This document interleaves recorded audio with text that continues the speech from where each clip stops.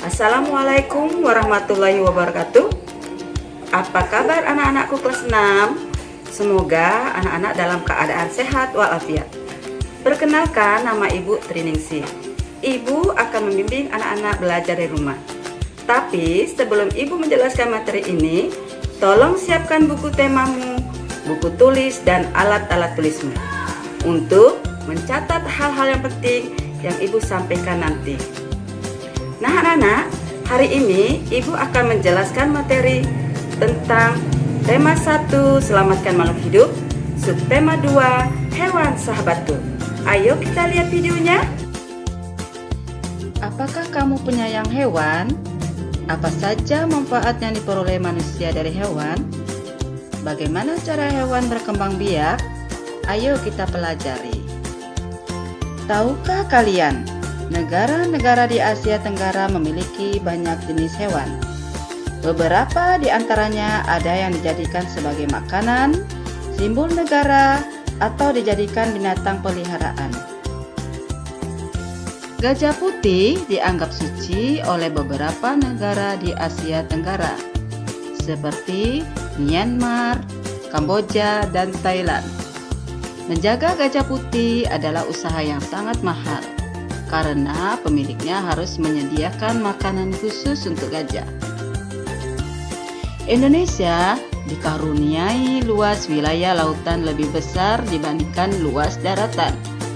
Luas lautan Indonesia mencapai 5,8 juta kilometer persegi. Di dalam lautan Indonesia tersimpan potensi perikanan yang cukup besar, salah satunya ikan tuna. Ikan tuna adalah salah satu ikan yang paling banyak dicari di negara lain, seperti Jepang, Amerika Serikat, dan Uni Eropa. Tahukah kalian burung yang hidup di negara tetangga kita?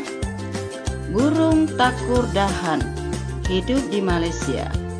Hewan ini termasuk hewan yang dilindungi negara.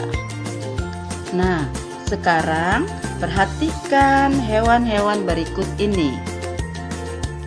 Dari hewan-hewan berikut ini, ada yang berkembang secara ovivar.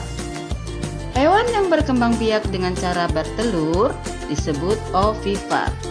Contohnya, ayam dan jenis burung lainnya.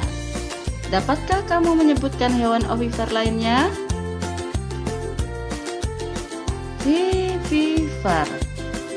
Selain bertelur, ada juga hewan yang berkembang biak dengan cara melahirkan. Hewan yang berkembang biak dengan cara melahirkan disebut vivivar.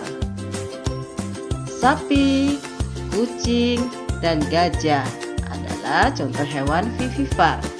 Dapatkah kamu menyebutkan hewan vivivar lainnya? Ovovivivar. Adakah hewan yang berkembang biak dengan cara bertelur sekaligus melahirkan? Ada. Contohnya adalah ular. Beberapa jenis ular tidak selamanya melahirkan anaknya. Kadang-kadang pada saat mengeluarkan anak-anaknya, masih ada anak ular yang terbungkus cangkang telurnya. Perkembangan biakan seperti ini dikatakan bertelur sekaligus beranak atau ovovivivar. Dapatkah kamu menyebutkan contoh hewan ovovivivar lainnya? Vegetatif. Perkembangan biakan vegetatif tidak memerlukan sel kelamin. Contohnya, tunas pada hidra, membelah diri pada amuba. Nah, anak-anak, perhatikan bacaan berikut ini.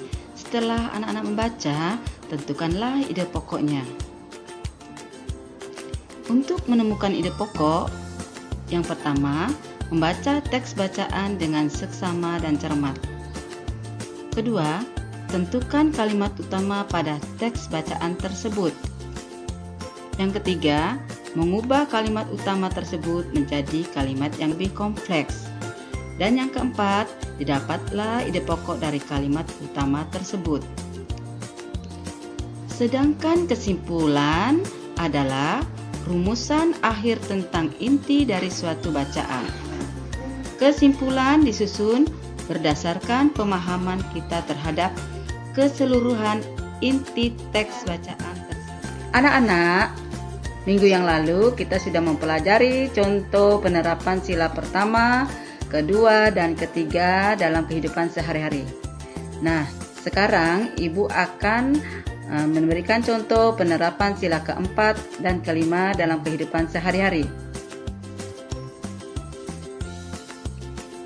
Pada sila keempat dilambangkan oleh kepala banteng yang berbunyi kerakyatan yang dipimpin oleh hikmat kebijaksanaan dalam permusyawaratan perwakilan.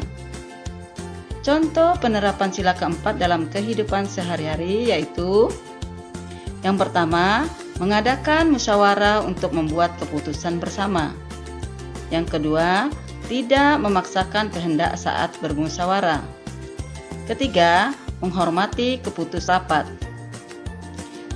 Sila kelima dilambangkan oleh padi dan kapas yang berbunyi keadilan sosial bagi seluruh rakyat Indonesia.